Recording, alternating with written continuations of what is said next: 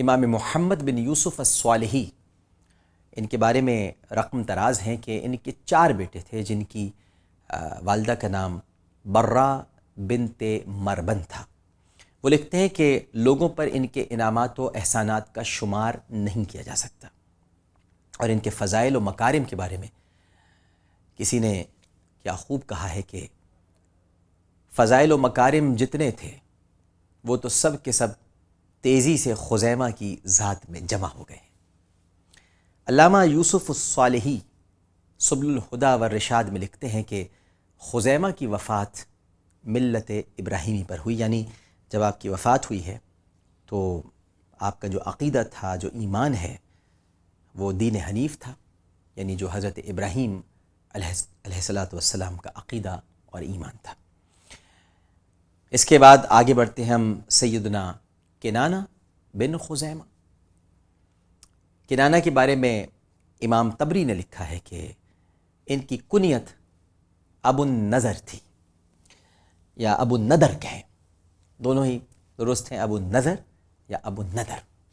اور ان کی والدہ کا نام عوانہ بنت سعد بن قیس بن عیلان تھا، اور بعض نے یہ بھی لکھا ہے کہ ان کی والدہ ہند بنت عمر بن قیس تھی۔ امام محمد بن یوسف الصالحی ان کے بارے میں لکھتے ہیں کہ کنانہ کا معنی ترکش ہے۔ جس طرح ترکش تیروں کو اپنے اندر چھپا لیتا ہے، اسی طرح انہوں نے بھی اپنی ساری قوم کو اپنے جود و کرم کے دامن سے چھپا لیا تھا، اور اسی واسطے ان کا یہ نام مشہور ہوا۔ امام یوسف فرماتے ہیں کہ ایک روز کنانہ حتیم میں سو رہے تھے کہ انہوں نے خواب دیکھا کہ کسی نے انہیں کہا کہ 4 چیزوں میں سے ایک چن لو: گھوڑے، اونٹ، تعمیرات اور دائمی عزت۔ آپ نے عرض کی کہ اے میرے رب، مجھے یہ ساری نعمتیں عطا فرما۔ اللہ تعالیٰ نے آپ کی دعا کے طفیل قریش کو یہ ساری نعمتیں ارزانی عطا فرما دی۔ وہ اپنے صلب سے ایک رسول صلی اللہ علیہ وآلہ وسلم کی آمد کا تذکرہ گاہے بگائے کیا کرتے تھے، اور ان کے قریبی زمانے کے عالم عامر العدوانی، انہوں نے اپنے بیٹے کو وصیت کرتے ہوئے فرمایا تھا کہ اے میرے فرزند،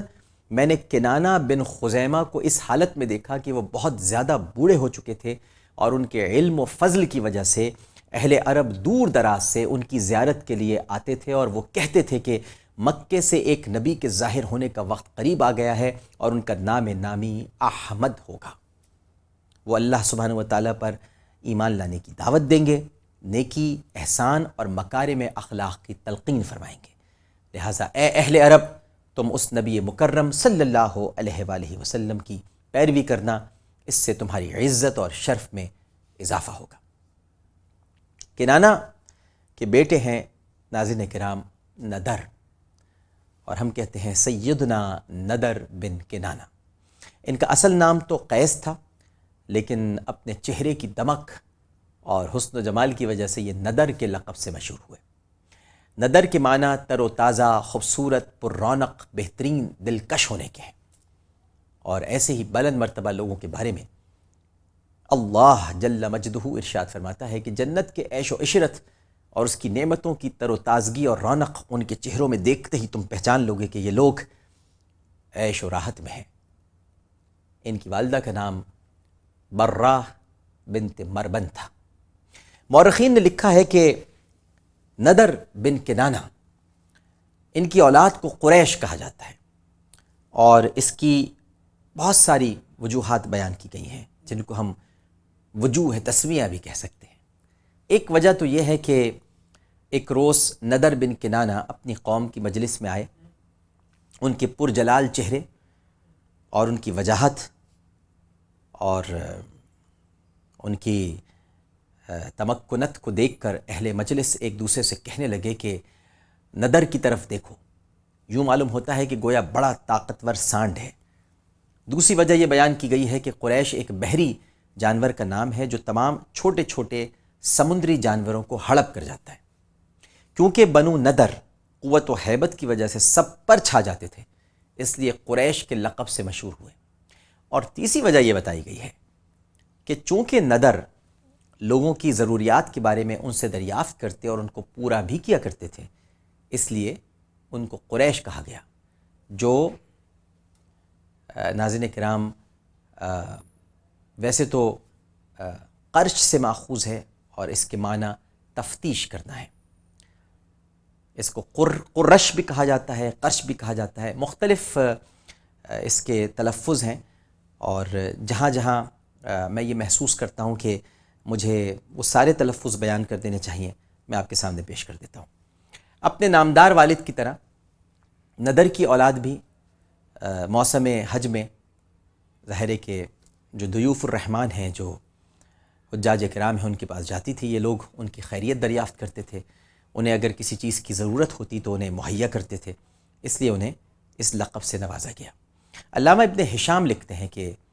قریش کا لفظ تقرش سے ماخوذ ہے،